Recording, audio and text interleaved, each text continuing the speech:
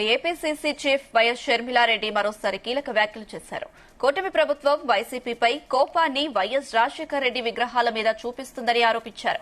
మహానేత వైఎస్సార్ పేరు పెట్టినంత మాత్రాన ఏమైనా ఆయన వారి సొత్తా లేక పేటెంట్ రైటా అని షర్మిల ప్రశ్నించారు.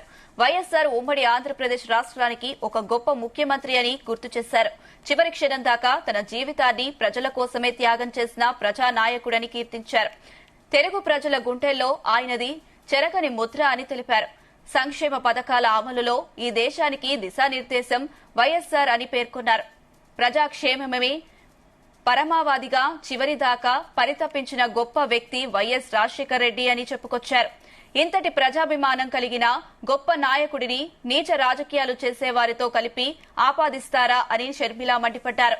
ఆయన విగ్రహాల మీద కక్ష రాజకీయాలు చేస్తారా అని ప్రశ్నించారు.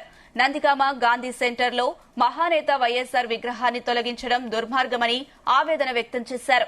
ఈ చర్యను ఆంధ్రప్రదేశ్ కాంగ్రెస్ పార్టీ పక్షాన తీవ్రంగా ఖండిస్తున్నామని స్పష్టం చేశారు.